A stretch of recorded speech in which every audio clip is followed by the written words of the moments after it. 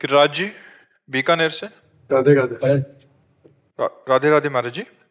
महाराज जी, आत्मविश्वास और अभिमान को कैसे परखा जाए? हमारे अंदर का आत्मविश्वास कब अहंकार में परिणत हो जाता है, उसका ज्ञान कैसे? आत्मविश्वास का आप क्या स्वरूप, किसका है प्रश्न, किसका है? आत्मविश्वास का आप क्या स्वरूप समझते हैं? जैसे कोई कार्य पूर्ण हुआ,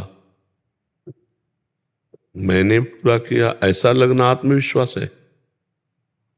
कैसा मतलब आपने आत्मविश्वास को क्या देखा कि मैंने ऐसा किया? किसी कार्य की सफलता होने पे आत्मविश्वास। वही मैं पूछ रहा हूं। तो उसमें अगर आप भगवत कृपा देखें, नहीं कि भगवान की बड़ी अहेतुकी कृपा हुई कि इस कार्य में मुझे क्षमता दी कि मैं सफलता प्राप्त करूं और सफल हुआ, मूल में तो भगवान ही है ना। जैसे ये तुम्हारा रूप है तो भगवान ने रचा है ना, आपकी तो इसमें कहीं कोई कारीगरी नहीं ना। तो आप में जो पावर दिया है बौद्धिक और शारीरिक, वो किसके द्वारा दिया हुआ है? भगवान के द्वारा। तो जितने भी कार्य पूर्ण होते हैं वो दो से ही होते हैं, बौद्धिक स्तर से और शारीरिक क्षमता जो हमारी होती है। कोई बौद्धिक स्तर के कार्य होते हैं, कोई शरीर बल से पूरे होते हैं। तो दोनों बल भगवान के द्वारा ही दिए हैं ना। तो हम अहंकार के लिए रास्ता ही नहीं रखते हैं। भगवान ने हमें ऐसा बल दिया और भगवान की कृपा से सफलता प्राप्त हुई।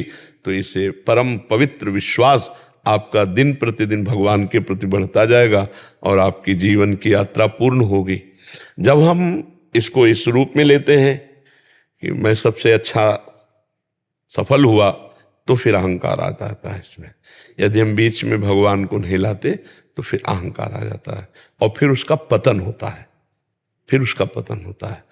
भगवान से जो जोड़ दिया जाता है वो परम पवित्र, और जो मैं से जोड़कर संसार को जोड़ दिया जाता है वो अपवित्र हो जाता है। तो वो मैं के साथ जो जुड़ा प्रकृतिकांश उसे मलिन कर देता है। इसलिए परमात्मा को बीच में लाना अति अनिवार्य है।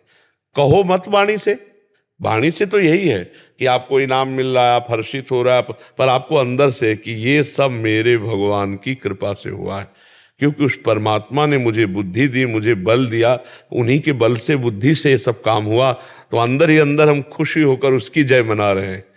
अगर हम हार जाते हैं तो फिर वो भी भगवान की। हाँ, सुख दुखे समय कृत्वा लाभा लाभो जया जयो, यही सच्चे भक्त की पहचान, यही सच्चे ज्ञानी की पहचान। ठीक है ना, बहुत अच्छे, ऐसे चलो। अहंकार के लिए कोई जगह मत रखो। अहंकार उसे कहते हैं सफलता पर स्वयं को रखना, सफलता पर स्वयं को रखना उसे अहंकार कहते हैं। कुछ भी अगर कहीं भी मैंने इतने खिताब प्राप्त किए, मैंने, अभी उसका अहंकार बढ़ रहा है। और भगवान की कृपा से ऐसा ऐसा ऐसा सब ये सहज स्वभाव में है। अंदर से भगवान की बात रखे जरूर। अगर भगवान की बात नहीं रखेगा तो फिर वो अहंकार आ जाएगा और वो फिर गलत करवाएगा। अब जैसे बड़े बड़े उसमें हर्षित हुए जीत कर, तो फिर शराब है, ये व्यभिचार है, ऐसे बढ़ता चला जाता है और वो गिर जाते हैं, वो पतित हो जाते हैं। तो विजय तो वही है कि माया पर विजय प्राप्त की जाए, इंद्रियों पर विजय प्राप्त की जाए। क्यों? अगर आप विजयशील जगत में हो तो सच्ची विजय है कि आप अपने पर विजय प्राप्त कर लो, आपसे कोई गंदा काम ना हो, किसी का अहित ना हो, आप इंद्रियों पर विजय प्राप्त कर लो, मन पर विजय प्राप्त कर लो, तो सच्चे विजयी होगी कि नहीं? अब दूसरी जगह तो विजय प्राप्ति के खुद गुलाम बने हुए इंद्रियों के, मन के, जैसा चाहे वैसा गंदा करवा ले। तो मुझे लगता है कि भगवान से विमुख होने के कारण सफलता भी अंत में असफलता का रूप ले लेती है, और भगवान को सम्मुख रखे तो असफलता भी सफलता का रूप ले लेगी। जैसे पांडवों को वन वन भटकना पड़ा, पर हस्तिनापुर के सिंहासन पर पांडव ही बैठे। तो इसलिए धर्म से चलो और अहंकार के लिए जगह मत रखो, उसे भगवान को समर्पित करके कि भगवान के। और सच्ची बात बच्चा है, आप मान लो बहुत बुद्धिमान भी हो सकते थे, आप पागल भी हो सकते थे, भगवान ने आपको इतनी क्षमता दी है तो उसी क्षमता से तो आप विजय प्राप्त कर रहे हो। तो है ना भगवान की दी हुई बुद्धि, भगवान का दिया हुआ बल। नहीं मान लो आपका शरीर ऐसा है और ऐसा बना, आप चाहो तो ऐसा बन जाता, लेकिन भगवान ने जैसा चाहा वैसा तुम्हें कर्म के अनुसार दे दिया।